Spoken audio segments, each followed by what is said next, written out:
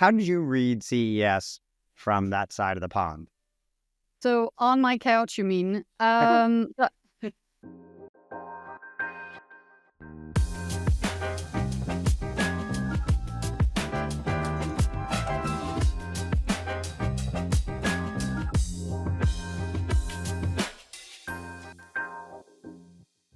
I have to say, not much happened, or at least that's how I felt. I'm sure, you've seen, great tech, big new TVs. I've seen a 60,000 LG transparent TV.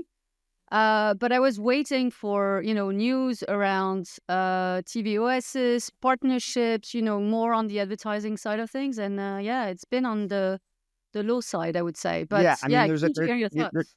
yeah, there's a couple things. What's interesting is almost everyone in media who goes to CES, and everybody in media was really there. No one goes to the floor. I mean, they'll do a tour and stuff like that, but most of them stay in the Cosmo area Vidara complex, where Okay. the media is centered, and just hangs out there. So that is one. It's like two conferences, tech and media. The second is, Interesting. yeah, I think it was just all a bunch of press releases full of bullshit, signifying not that much. That there was a little bit of tech. NVIDIA made an announcement around Project Digits, which is this desktop processor that they launched.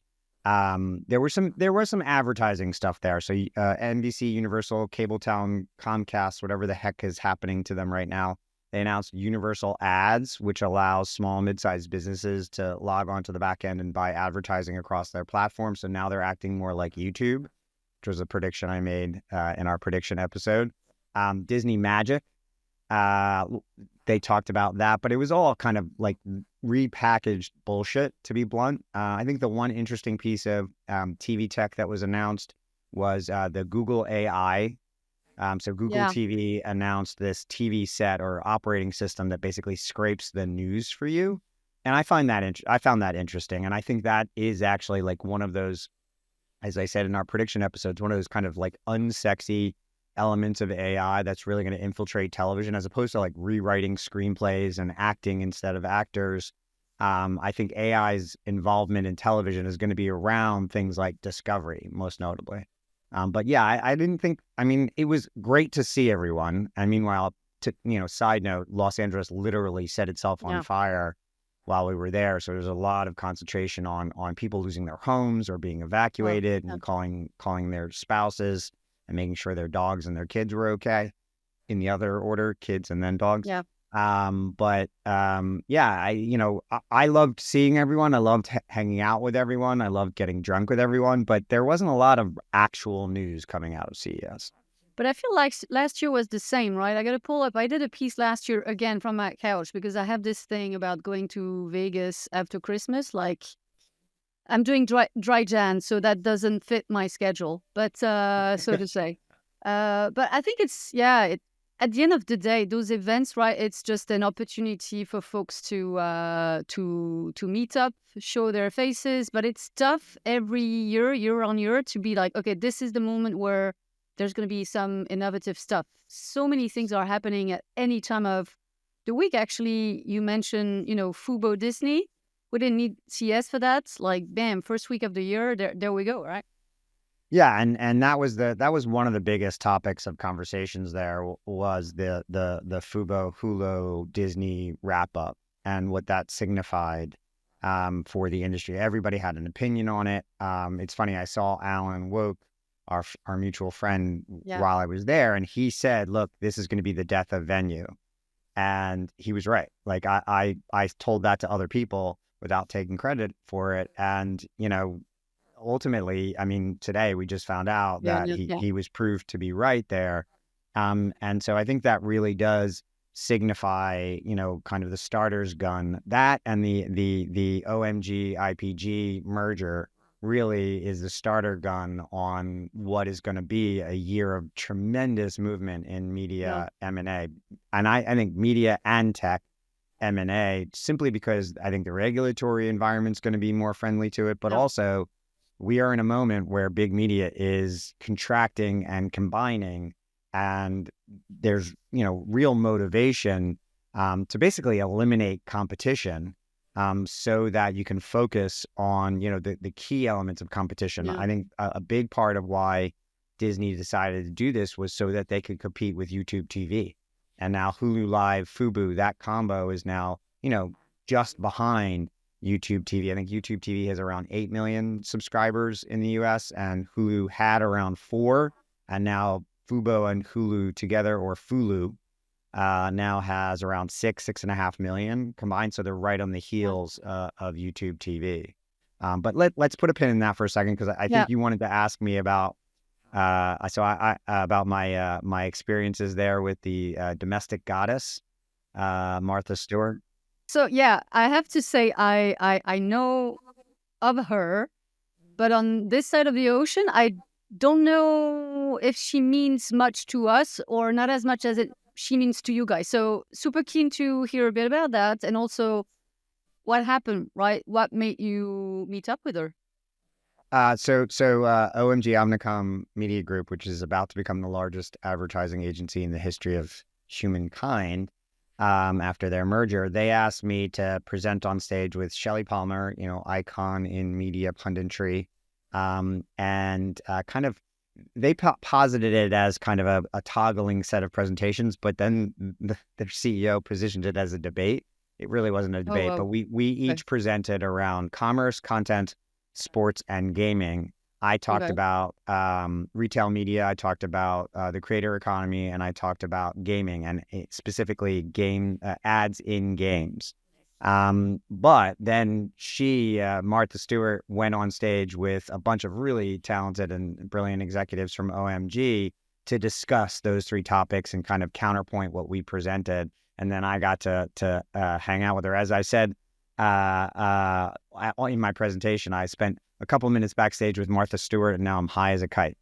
But I think it's interesting. I think it's very fascinating that she's not as, noted in Europe as she is here. But what I said and what others said on stage is she really was the world's first influencer creator.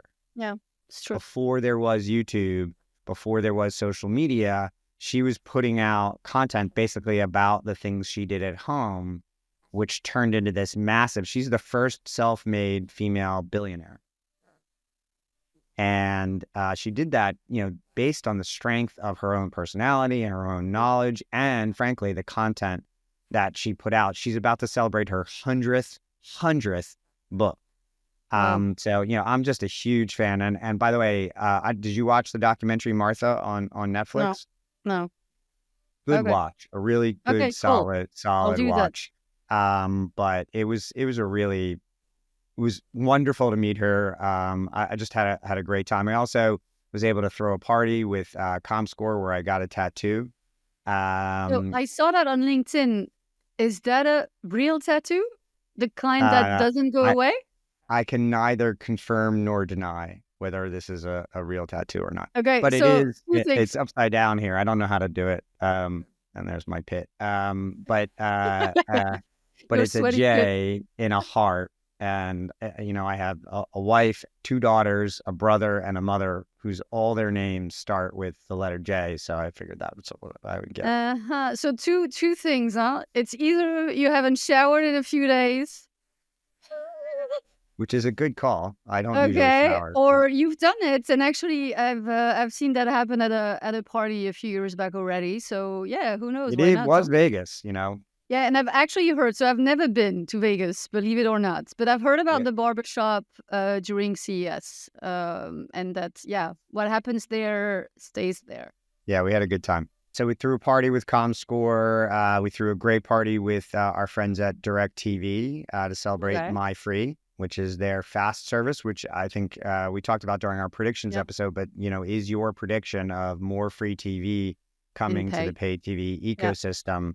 And, they just launched, I think, around 100 channels on the front end of their platform. That was a great party. And that was a really good party. Like, we had some high-profile guests there, including a Bob Ross impersonator. Charlie Collier from Roku showed up. It was a really good time. Had dinner with my friends from Atelier, and we had a Oh, nice. really good you've been to one of my salons Yeah, yeah. that I do at these events where, um, I tend to, hate these dinners where you only talk to one person on one side or one person on the other.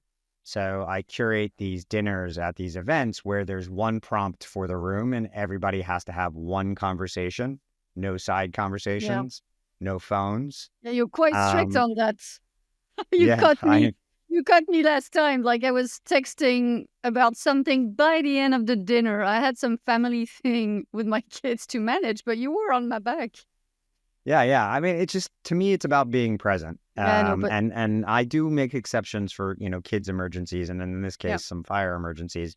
yeah, But the prompt this time was the first time I ever. So usually I ask prompts like, um, name the first piece of content that you remember that inspired right. you.